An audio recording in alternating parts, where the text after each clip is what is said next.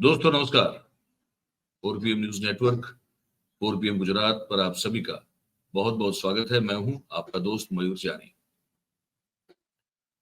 दोस्तों, इस वीडियो में हम कुछ ऐसे ऐसे छोटे छोटे एनेक्डोट्स जो है उस पर बात करने वाले हैं, जो लगता है कि छोटी बात है, लेकिन उसका जो गुणार्थ होता है वो अगर आप समझने की कोशिश करें तो बहुत बड़ा, बहुत ही विशाल और बहुत ही गहरा होता है। ऐसी कुछ बातें होती है, हमारे आसपास होती रहती है। उसको समझने की और उसकी तह तक जाने की कोशिश करनी चाहिए। अगर हम जागरूक नागरिक हैं तो हमारा फिर फर्ज बनता है। देखिए, सत्ता जब भी आती है किसी के पास, आप ये मान लीजिए कि आप कोई अगर गांव का सरपंच बन गया। अच्छा, गांव का सरपंच छोड़ दीजिए, हम ये कह रहे हैं कि आप अपने बचपन में अगर अपने क्लास के मॉनिटर भी अगर बने होंगे, तब भी जो है आप में एक अहंकार आ गया होगा। सत्ता जो है वो अहंकार को लाती है, सत्ता एरोगेंस को लाती है, उदंडता जिसको कहते हैं, वो अगर आप ध्यान न रखो तो आप में घुस जाती है और फिर वो सर चढ़कर बोलती है। और जब वो सर चढ़कर बोलती है, उसके बाद फिर जो है आपका पतन शुरू होता है। वो पतन की गति जो है वो आपके फिर कर्मों पर आधारित होती है, लेकिन पतन शुरू हो जाता है, ये बात बिल्कुल तय है। यही हाल जो है उदंडता के मामले में, है ना, अहंकार के मामले में कांग्रेस का भी एक समय तक बहुत जबरदस्त रहा था। और वही एक कारण बना कि उनको जो है चीजें साफ दिखना बंद हो गई। जब चीजें साफ दिखना, सामने वाली चीजें साफ दिखना बंद हो जाए, तो फिर आप समझ लीजिए कि आप आंखें होते हुए भी आप जो है वो अंधे हो चुके हैं। वही हाल कमोवेश अभी जो है वो भारतीय जनता पार्टी का है। कांग्रेस का भी एक मैं आपको किस्सा दिखाऊंगा, फिर जो है कांग्रेस इसमें से क्या सीख लेके अब चल रही है वो भी मैं आपको दिखाऊंगा। और भारतीय जनता पार्टी क्योंकि अब सत्ता में बैठी हुई है और मद जो है वो पूरी तरह से छाया हुआ है ना, तो वो क्या बर्ताव कर रही है अभी, वो भी मैं आपको दिखाऊंगा। शुरुआत करते हैं कांग्रेस से। उससे पहले मैं आप सभी से एक छोटी सी रिक्वेस्ट करता हूं कि अभी से जो है इस वीडियो के लिंक को हो सके उतना शेयर कर दीजिए, तो हमारी जो बातचीत हम जो कर रहे हैं आपके साथ, वो मैक्सिमम लोगों तक हम पहुंचा पाएंगे आप सबके सहयोग, सहकार और समर्थन से और मदद से भी। बिल्कुल, तो ये जरूर करें। मैं पहले कांग्रेस को मैं एक एग्जांपल देता हूं कि जब सत्ता का मद चढ़ जाता है, तो मद तो अगर हाथी का भी जब वो मदमस्त होता है तो वो भी जो है अपनी शांत प्रकृति छोड़ के तबाही मचा देता है। मद ऐसी चीज है, नशा जो है वो ऐसा है कि वो कुछ भी करवा सकता है आपसे। तो ऐसा ही हाल कांग्रेस का भी था। और जब वो सत्ता में थे और तब वहां उनकी एक बहुत बड़ी एक महिला पॉलिटिशियन बहुत ताकतवर मानी जाती थी, रेणुका चौधरी। वो भी जब उनको भी जब उस समय जो है गैस की प्राइस के बारे में सवाल पूछा गया था, 10 साल पहले की बात कर रहा हूं मैं, तो किस तरह से उन्होंने पत्रकारों के साथ बर्ताव किया था उस समय, वो देखिए। क्योंकि ऐसा नहीं है कि कोई भी दूध का धुला है, दूध का धुला कोई नहीं है। लेकिन अगर आप अपनी गलतियों से सीख जाते हैं तो फिर वो एक नया सवेरा आपके लिए आ सकता है। अगर आप नहीं सीखेंगे तो आप जो है वो पतन के गर्त से आप तो उसमें आप गिरते ही जाएंगे, गिरते ही जाएंगे। आपको कोई बचाने वाला नहीं हो सकता है, क्योंकि बचना आपको खुद को ही होता है, अपने आप में जरूरी बदलाव करके। कांग्रेस अब वो कर रही है, लेकिन पहले क्या थी 10 साल पहले, वो उदाहरण मैं आपको दिखाता हूं। ये देखिए, गैस की प्राइस को लेकर सवाल पूछा गया था। अब जवाब कैसे दिया है रेणुका चौधरी ने उस समय, देखिए इसको। ये कैसा रिफॉर्म है जहाँ पे 400 रुपए का सिलेंडर 900 रुपए में हो जाता है, महंगाई बेलगाम बढ़ती जाती है, कैसा रिफॉर्म? आप क्या कहना चाह रहे हैं कि आप इतने गरीब हैं कि आप 900 रुपये नहीं दे सकते सिलेंडर के लिए? हाँ, गरीबों के लिए है वो। आप क्या कहना चाह रहे हैं कि एलपीजी आम गरीब इस्तेमाल करता है? हाँ, जब आप चाहते हैं आप गरीब में जुड़ जाते हैं, नहीं तो बड़े अमीर हैं आप। ये बहुत अच्छा तरीका है। देखा आपने, सवाल पूछा गया था, ठीक था सवाल।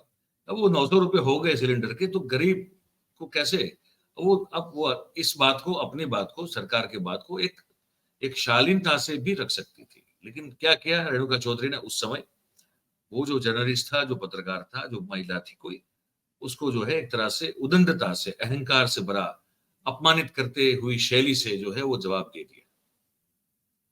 उसके बाद क्या हुआ, और ये कुछ एक एग्जाम्पल दिखाया मैंने। उस समय उनके बहुत सारे ऐसे नेता थे जो ऐसे ही हवा में रहते थे, पांव जमीन पर नहीं रहते थे। वो एक गाना है ना, आजकल पांव जमीन पर नहीं रहते मेरे, ऐसा ही कुछ हाल था उन लोगों का भी। तो वो गिरे, फिर धड़ाम से गिरे, इतनी बुरी तरह से गिरे कि होश संभालने में जो है 6-7 साल चले गए, 8 साल चले गए। तो अहंकार और उदंडता, वो जो है वो आपको इसी तरह से गिराती है। आप जब भी पावर में हो, आपके हाथ में कोई भी छोटा मोटा पावर हो, तब उसको अपने सर पर चढ़ने मत दे, वरना हाल जो है आपका कांग्रेस जैसा हो सकता है, जो कि पिछले 8-9 साल में हुआ।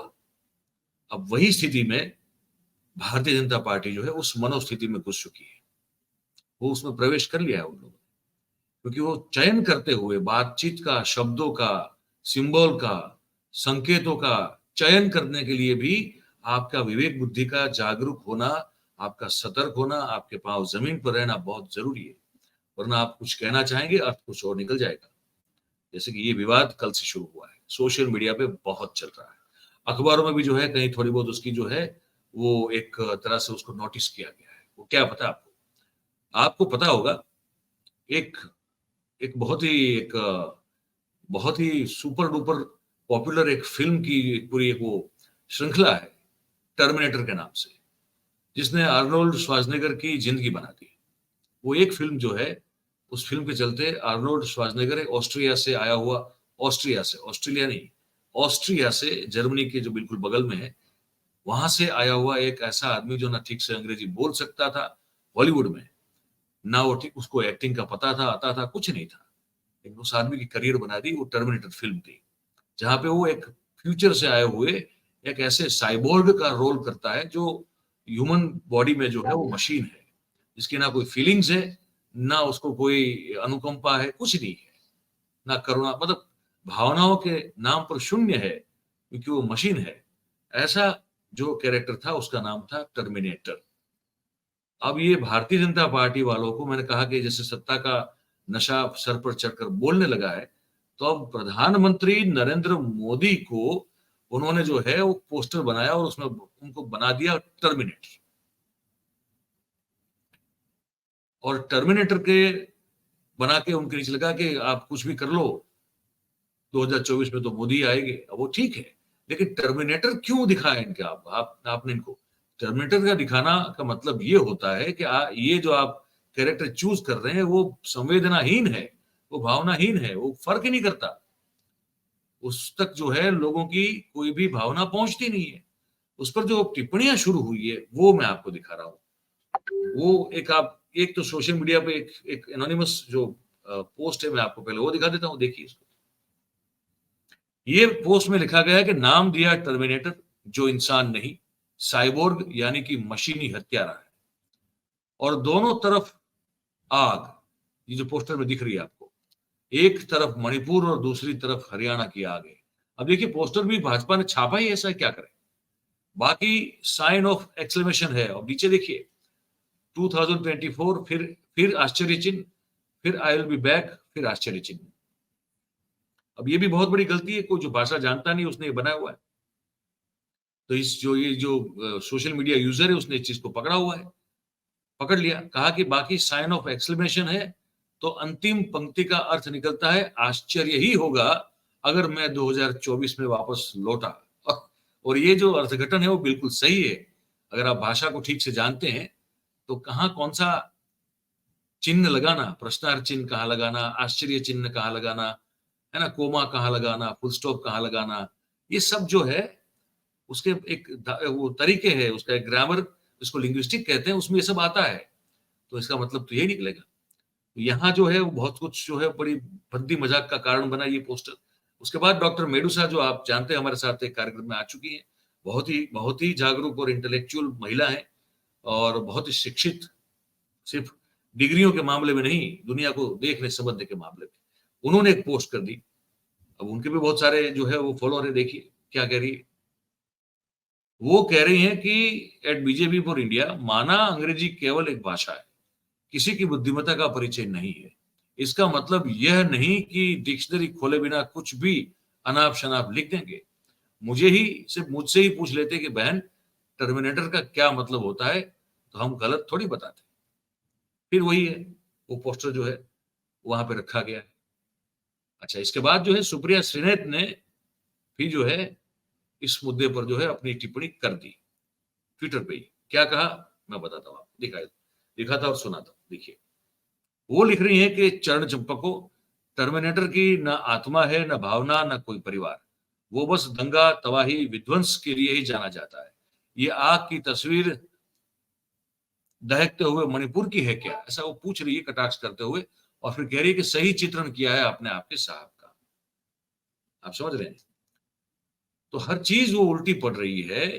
जो एक काउंटर में करना चाहती है Bharatiya Janata party social media पर कांग्रेस को काउंटर करते हुए या आम आदमी को काउंटर करते हुए, वो उल्टी पड़ रही है। और इसी ये दर्शाता है कि जो लोग बैठे वहां पे वो सच में थोड़े जाहिल से और थोड़े अनपढ़ गवार हैं। उनको समझ में नहीं आ रहा है कि चीजों को किस तरह से किया जाए ताकि इसका उल्टा अर्थघटन ना किया जाए।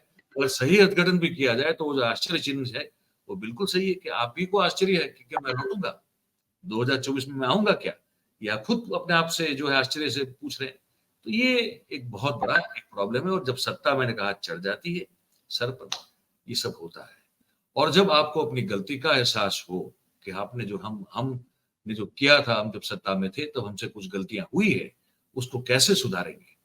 जब आप वो चीज जो है वो पकड़ लेते हैं, इसको समझ लेते हैं और अपने आप में जब बदलाव करते हैं, तब जो है फिर आपकी अच्छे दिनों की शुरुआत भी होती है।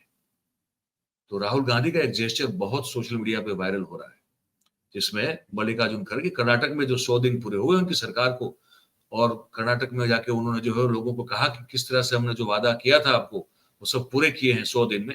उसको लेकर एक वो था, एक सभा का कार्यक्रम, वहां बैठे थे मल्लिकार्जुन खड़गे और राहुल गांधी। खड़गे साहब जो है बोतल उठाते हैं पानी की, ढक्कन खोलने की कोशिश करते हैं। राहुल उनसे वो बोतल ले लेते हैं, खुद ढक्कन खोल के पानी जो है वो एक ग्लास लेते, उसमें निकाल के फिर वो खड़गे को देते हैं। बड़ा, उसमें कोई बड़ी बात नहीं है, लेकिन उसमें वो एक जो सिंप्लिसिटी और डाउन टू अर्थनेस दिखाई देती है, उसको लेकर अब बहुत बड़ी चर्चा पूरे सोशल मीडिया में हो रही है। तो मुझे लगता है कि वो भी जो है वो दृश्य मैं आपको दिखा दूं। ಮಣಿಯರಿಗೆ ವರವಾಗಿ ಬಂದಿರುವ ಮಹತ್ವಾಕಾಂಕ್ಷೆಯ ಯೋಜನೆಯೇ ಗೃಹಲಕ್ಷ್ಮಿ.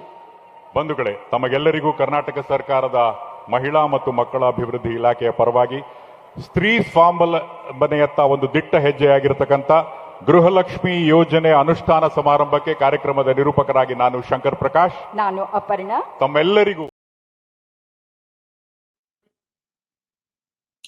तो यही है, इस पर हमको आपको बताना था। अरे जाते जाते एक बात हम भूल जाए उससे पहले बता दें आपको, ये सिर्फ बता रहे हैं, इसका मतलब आपके ऊपर है, मैं इस पर ज्यादा विशेष रूप से नहीं बोलूंगा। लेकिन आपको पता है क्या, ये जो हम कहते हैं ना कि भारतीय जनता पार्टी एक ऐसी वॉशिंग मशीन बन गई है कि वहां जितने भी भ्रष्टाचारी आते हैं उसको आप उसमें धो डालो तो एकदम स्वच्छ और चरित्रवान होकर जो है, ऑनेस्ट और प्रामाणिक होकर जो है उस मशीन से बाहर निकलते हैं। क्योंकि अब नरेंद्र मोदी साहब जो है वो सुप्रीमो है इस पार्टी के। आपको ये पता है कि ये आजकल का नहीं है, ये तो सालों पहले का है। ये उत्तर प्रदेश में एक साबुन की ब्रांड हुआ करती थी जिसका नाम था मोदी साबुन, वो भी ऐसा ही दावा करती थी। मैं आपको दिखा रहा हूं, देख लीजिए। ये 1981 का है, मोदी साबुन है साहब, और कम खर्च में अधिक धुलाई करता, और 2 वैरायटियों में आता था वो, एक तो मोदी स्पेशल था और एक मोदी नंबर 1 था। और कम खर्च में अधिक कपड़ों की धुलाई, मोदी साबुन, मोदी नंबर 1, मोदी स्पेशल और पॉपुलर भी था। ये भी एक ब्रांड थी उसकी, ठीक है। और ये मोदी सोप वर्क्स हुआ करता था मोदी नगर यूपी में। तो बस ये आपको बताना था, दिखाना था, और कुछ नहीं। हमको लगा कि इससे जुड़ी एक खबर है तो बता दें आपको। आप बाकी बहुत समझदार बुद्धिमान लोग हैं, मैं मान के चलता हूँ बिल्कुल। और बस यही सब बताना था आपको इस खबर में। तो आप अब क्या सोचते हैं, हमने जो बातचीत आपसे की, बात बताई, उसको लेकर ये हमारा नीचे कमेंट बॉक्स है, उसमें आप लिख के हमको जरूर से बताइएगा। तो बात अगर हमारी आपको अच्छी लगती हो, सच्ची लगती हो, पसंद आ रही हो, तो फिर इस वीडियो को लाइक करें, उसकी लिंक को हो सके उतना शेयर करें, और हमारी जो चैनल है उसको हो सके उतना आप सब्सक्राइब करें और अपने आसपास के लोगों से करवाएं। छोटी सी विनती है, इसको मान लीजिए। चलिए, बहुत धन्यवाद आपका, आप इस कार्यक्रम में सब जुड़े हमारे साथ। Thank you very much. नमस्कार।